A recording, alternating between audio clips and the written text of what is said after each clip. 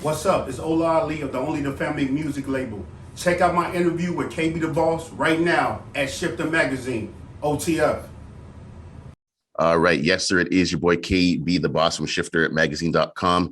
Here with one of the men behind one of the most influential movements right now in hip hop. He is born in Nigeria and he is now a Chicago native, and he's a college football player turned music executive, best known as the general manager of the Chicago-based music label and collective OTF, as well as the manager of rapper Lil Durk.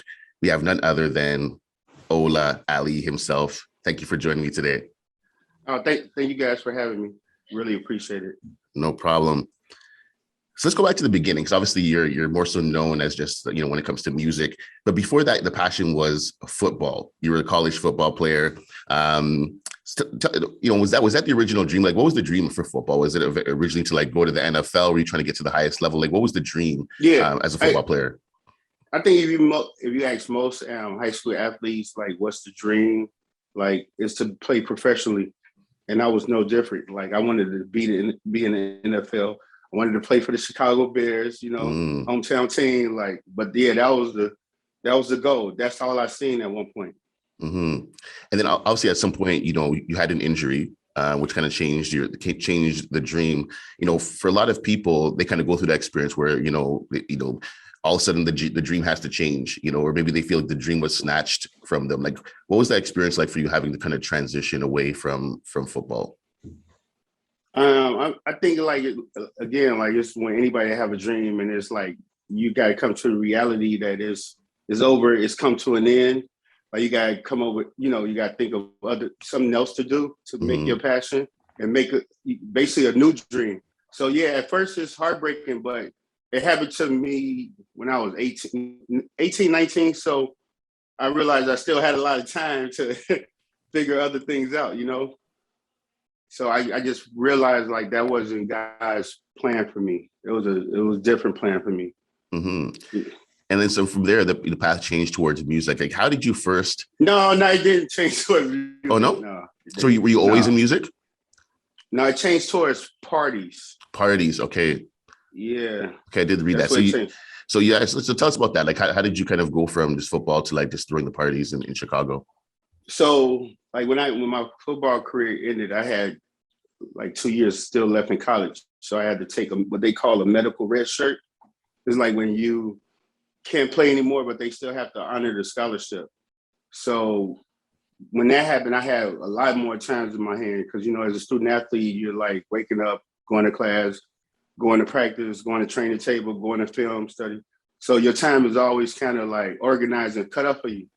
But when I didn't have to do most of that stuff, I had a lot of times in my hands. So it started off just like, okay, we're going to go football house parties, because I lived at the football house. But it was just like, all right, we're going to do this to pay the electric bill, buy some groceries, just playing around with it, like just making a little extra money, thinking of ways to make extra money on campus.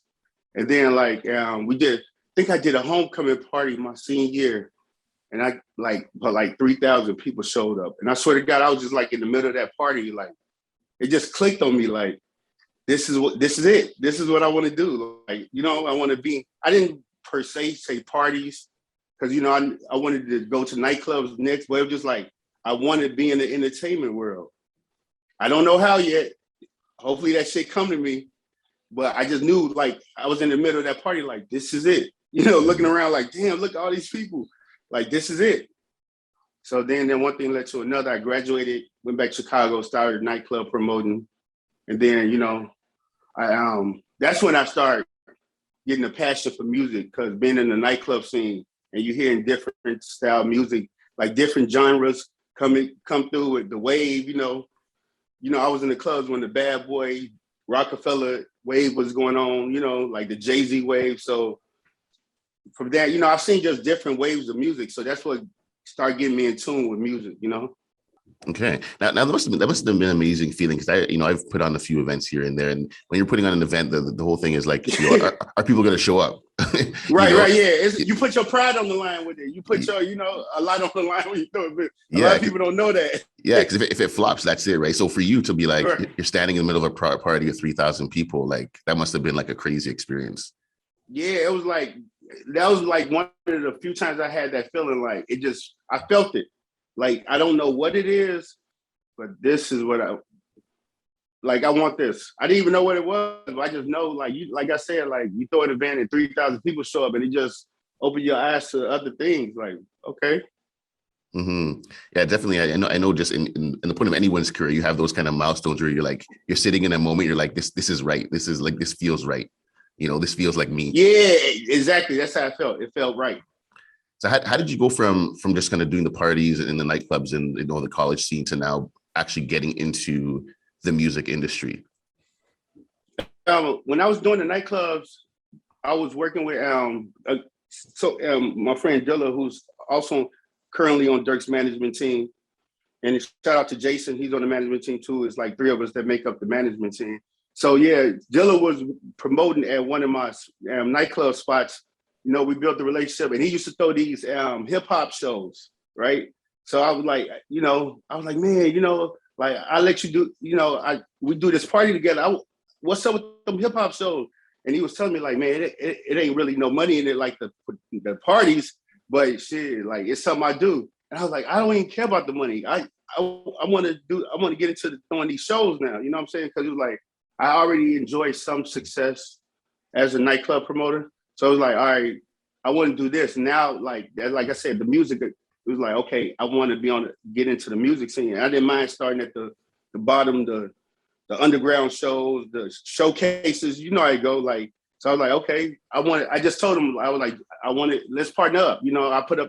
We put up the money and we throw these shows with unknown acts, and we'll book like a $500 headliner, $1,000 headliner. I think Big Sean was like one of the first, like it's either Big Sean or we did Big Sean, GOC. Like I think they were like our main, our headliners that we used to use at the time while we was doing these hip hop shows, and then just like one thing led to another.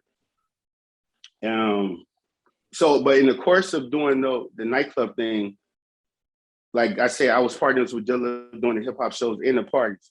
So he was already in the music business. He was working with, he started working with Big Sean actually after we started booking him for shows. He started actually working for him. Then he worked for Jeremiah. So as I'm throwing these nightclub parties, Durk's older brother used to frequent them, And so me and him built the relationship based on him just coming to the club and I'm taking care of him. But I never really discussed music with him, like we just had just a different type of bond, like, so anytime he come out, I go get him from the door, take care of him, whoever he was with, but we never talked about music. So as Dilla was, like I say, he promoted events with me, but now he's working with Jeremiah, just different acts. So unfortunately, Durk's manager at the time, Chino, God rest his soul, I knew Chino too. So like I said, when Durk's older brother was coming to these nightclub parties, he was just bringing like the other managers too. And Chino was one of the managers, Chino was like from Nigeria too. So when I met him, we kind of hit it off right away because we had this connection. So, but he was, younger than me. So unfortunately, Chino was killed. And then I think Durk was coming out with his first album at the time, Remember My Name. And so it was, I guess, so D-Thing, again, like, that was Durk's older brother. He didn't know I was like interested in music. Like I said, we just had a nightclub relationship. Like, he knew me as a nightclub person. So he called, but he knew Dilla was in music because Dilla worked with Jeremiah and, he had a relationship with Def Jam already. So D-Thing called Dilla like to help him out because this just happened to Chino, who did a lot at the time. Like Chino was a one-man army, like damn near when he was managing Durk. So that was definitely a big loss, not only personally, I'm sure, but like on the business and the music stuff at the time, because they was like I said, it was his first album. So long story short, D-Thing calls Dilla. Dilla's working with Jeremiah. So Dilla's, Jeremiah is like hot at this time. So they're busy. So I think Dilla always knew that I wanted to be in the music business. So he hit me like, man, I got this thing is going on with Durk. You know what I'm saying? I got Jeremiah. If you could, you want to jump in and help me out. So said I jumped in. I went to like, we had a press run in New York for his first album. First time I ever met Durk was in New York. We was going to New York because he like, oh, I forgot to mention, like at the time too, D-Thing a couple weeks later had, I think he had got shot or something. So he couldn't go basically. So this really forced Dilla to go. And then Dilla needed me to go because I think he had to leave and do something with Jeremiah, or he couldn't be there like through the course of the media run. You know how you had the media run before your album drops? So the first time I met Durk was on this media run, so I swear it's so crazy. So the next morning I'm banging on this door at like 7 a.m. We got to go. We got this first interview. And I'm just meeting him really the day before in person. So like I'm banging on the door, waking him up. All his friends are there. They think I'm his security. They don't even know who the hell is this? So from that point, I just never left. We've been together since that point. That's amazing, man. So so what do you see? Because I think with artists, it's not just the talent that makes them successful. It's some of the intangibles like character and mindset. I know there's a Chicago Tribune article where he said, if you don't connect with the artist, or if the artist isn't in the right mental space or has the right vision, it's not going to work. I usually try to stay away. I keep my distance from those types of artists. Not like there's something wrong with them. I just know what works for me. So for you, like, what did you see in Durk? Obviously there's a talent, but what did you see, maybe even mindset or character wise, that you said, I used to thought, this guy is going to be successful? I just do, like, even when we was trying to figure it out and get it right, you could see that he wanted it. See, you could see like he wanted to prove people wrong. Like, it's like he got his due, but he never got his proper due. You could tell, which was good. Like, and that's good for other artists. Don't like to have that thing like, all right, I'm gonna show you, I'm gonna prove you wrong. So I always seen that. I always knew it. Like, we just had to figure it out,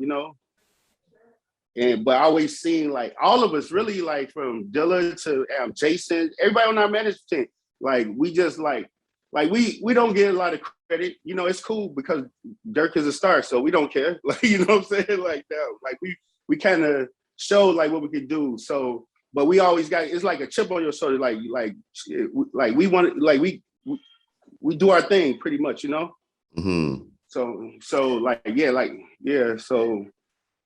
that's what kind of connected us, that same passion to want to be great, to want to, prove people wrong, to want to show people like, yeah, we could do this. Is that a Chicago thing? Is that like that kind of chip on the shoulder? Is that like something that's in the culture locally, or just like where's that come from? Yeah, I think it is partly a Chicago thing. I think a lot of Chicago people had that attitude. Like, we got this like braggadocious chip on our shoulder. Like, we from Chicago, like, we're the toughest, like we're the baddest. So, but then you mix that into like, I guess whatever you do, you want to, if you're talking highly of yourself like this, and you got this type of confidence, shit, you got to produce. Mm-hmm. That's true. So yeah. In the same Chicago Tribune article, you talked about, we want OTF to be one of those great indie labels like Bad Boy, Rockefeller, Death Row, and Rough Riders were at that point in time. And I think the same article talks about, you want to almost like OTF to be like, the best label out of Chicago, like the biggest label out of Chicago, like.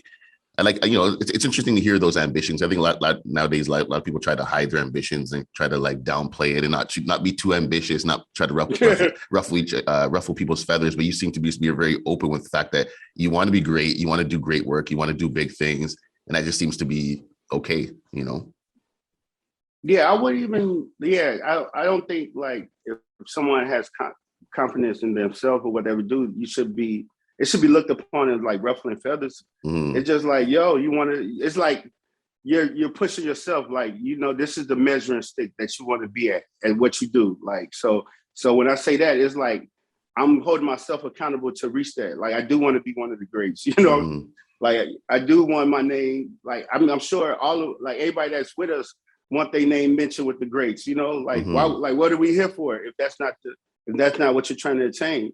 Yeah.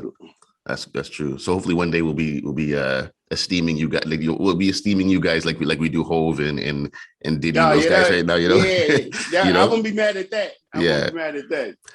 So another artist that you worked with was obviously the late King Von. Mm-hmm. A part of the role of the manager, is to see potential. Obviously, you have to be able to see potential in that client, in that artist, and sometimes even maybe even see more potential in them than they may even see in themselves. Like for you, like what do you feel his manager or as someone who's in a part of his team, like what do you feel his trajectory even was like when you kind of looked into Yeah. the future at where he was going? That was funny. I think we was listening to Vaughn the other day on the tour, like like some downtime on the tour, and I was just like, man, he was like the drill version of Biggie. Wow. That's what he was. With what Wow. he was like the first time I heard Vaughn is because my partner Jason, that's on the management, we was doing our first OTF compilation mixtape, and I was kind of trying to I was looking for songs just to fill in. So I had one song, and Jason hit me like, "Man, you heard Vaughn's song?" And at the time, I didn't know like Vaughn was even rapping. I like, no, I haven't heard it. Send it to me because I'm looking for this one more song to put on this compilation. He sent it to me. I called him back like, bro, this is Vaughn? I was like, oh yeah. So we put the song on there. The song was Problems. That was like one of his first songs and video. We put Problems on there. But then he came back with Crazy Story. When he came back with Crazy Story, that's why I was like, whoa, like Vaughn can really rap. And then it actually wasn't Crazy Story. Crazy Story was a great song. It's still one of his biggest song records right now. But I think it was when I heard Vaughn on War With Us. He has a song called War With Us. I was like, yeah, he's gonna be one of those. When Mm-hmm. I heard that song, like the way he was flowing on that, is like, yeah, this is something that's gonna be big. Mm-hmm. He was special for Yeah, sure. He was definitely. special. Now, when I hear about what the Chicago music and whatnot, there's I think some similarities between the Toronto music scene where like I'm originally from, in the sense that the streets and the music are kind of intertwined. For you as a manager, like how do you navigate that? Like the fact that the fact that the streets and the music are kind of intertwined in Chicago. I know there's a number of managers that I know in say Toronto, Montreal, Ottawa, who they manage artists who are kind of maybe still kind of in that life a little bit. Like how do you as a businessman kind of just navigate that space? I think the worst mistake a manager or executive could do is try to be or act like something that you're not. Mm. I'm not from the streets. Like I grew up in the same environment and as these dudes, but I'm not from the streets. Mm-hmm. So I just stay in my lane more so. Like I pay attention to what I need to pay attention, and I work hard on what I need to work hard on. Like like everybody don't have to be from the streets, like, and that's not even everybody's story. So everybody don't need to even claim that because that's not your real story. So I'm Mm-hmm. not gonna claim something that's not me. You always gonna get me all the time. You think it's cool or you don't think it's cool, you're gonna get me. You're gonna know like I'm getting that real person. I'm not gonna act like the streets because now I'm with Durk, I'm with OTF. Like, nah, like just like everybody can't be a 6'6" all-star guard. Some people got to be doctors. So I'm not going to try to play my role up to because of the people I'm around. I'm not Mm-hmm. going to do that. Like that's not what leaders do. So I share my experience just like they share their experiences with me. I share my point of view just like they share their point of view with me. Like, you know what I'm saying? But we both respect each other's point of view and like basically how we grew up. I know they didn't grow up like me and I didn't grow up like them. And I respect that. And they respect, that for me too. Mm-hmm. That's good. That's good. So let's just pivot completely and talk about COVID, because obviously COVID changed the game for a lot of people. Shows is a big part of what, an artist's income and whatnot. For you as a manager, like what was your kind of mindset during COVID and when it comes to like having to pivot into other business opportunities? Like how did you navigate COVID and what was your mindset just going into COVID and navigating that? We're fortunate enough to be one. You know how you hear those stories like when you hear about these billionaires and you're like, man, they made 20 more billion more dollars during COVID. Like, I mean, of course we didn't make that money wise, but we did well. Like COVID really helped us out. Like, COVID obviously is a deadly disease like that the world is trying to handle, but for us in our business, like we took off. I don't know if it was because, like I said before in a prior interview, that we had to just sit still and think things through instead of just moving and moving. But whatever it was, like my boy went crazy during COVID. Durk locked down and just like I'm gonna tell you, before COVID, we was at 50,000. I was at the most a show. After COVID, like I just booked a show for like 300K. Wow. So that goes to tell you, like for us, COVID worked out pretty well. Mm-hmm. I heard that from. I mean, that worked out well for me as well, and even a number of people. Like I'm reading Rick Ross's book, and even just seeing his mindset. Like I just listened to that on audiobooks. That's crazy. And seeing even his mindset with COVID, it's like he just went and explored a whole bunch of different like income streams. Like he leveled up during COVID. I feel like that's the difference between people who are just say you're an artist compared to just being like an entrepreneur or an artist / entrepreneur. Because I feel like the entrepreneurs kind of were the ones that kind of thrived a little bit during COVID. Yeah, I guess that's a good way to look at it. I never even thought about it like that. You're right. The entrepreneurs, went crazy during COVID. Yeah, because you see opportunities where other people may not see opportunities. Like for instance, like you guys launched OTF Gaming. Was it during?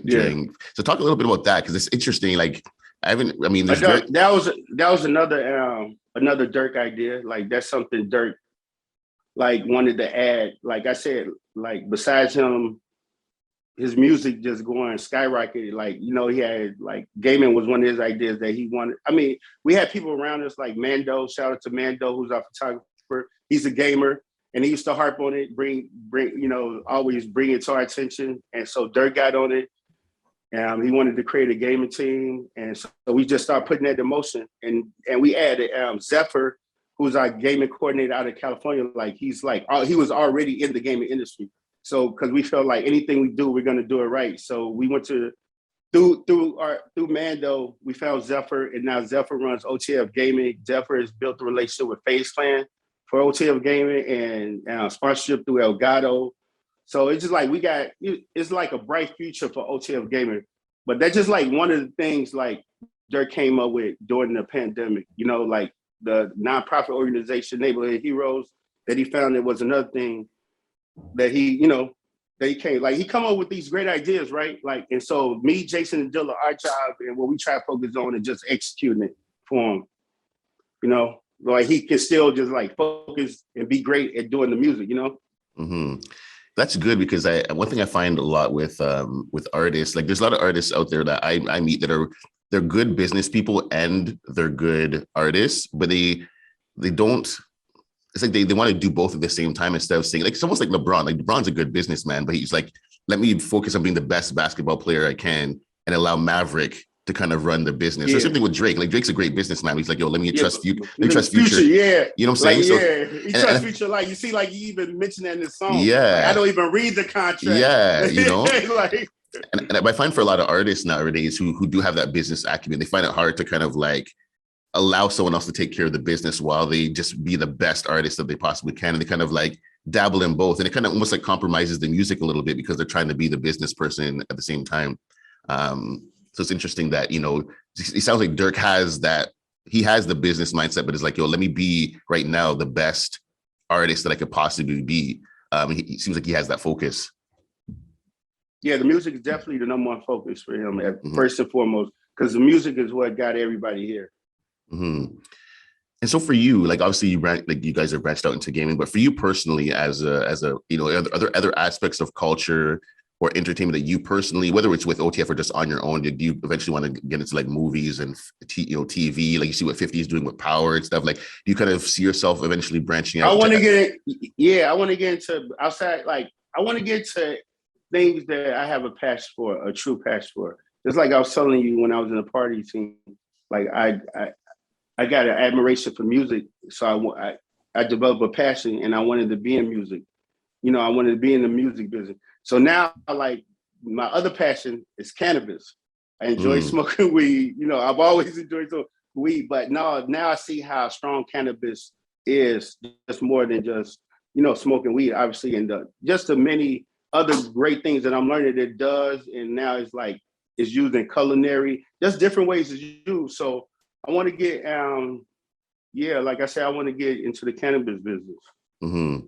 Okay, that's good. I mean, a lot And of crypto too. Cannabis and crypto. That's my things right now. Like, I'm nice. learning though. Like, I'm at the learning stage, but those are the two things that piques my interest. Mm-hmm. That's good, man.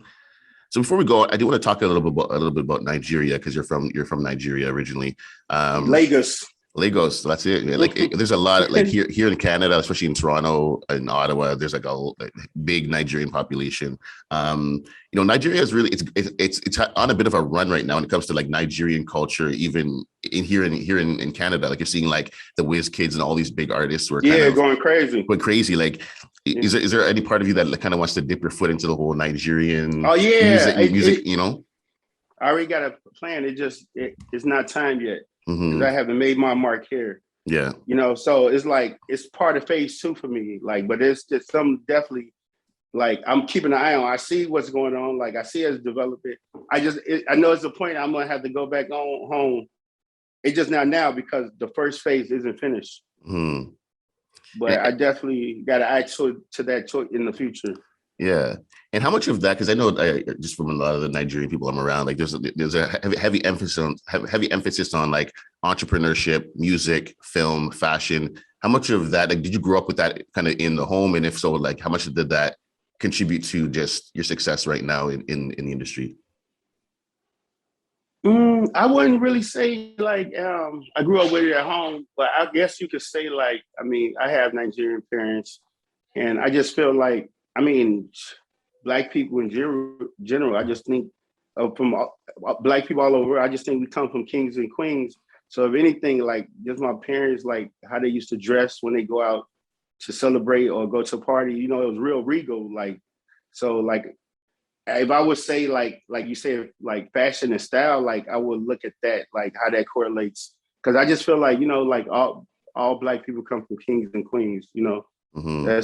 That's where we originated from. So I guess like if it was anything, it would be more like on the fashion side and like the garments and stuff like Mm-hmm. that they wore, the outfits that made them look real regal. Like so, I like that kind of like how I want to be, carry like, just move regally, and like just appear regal, Mm-hmm.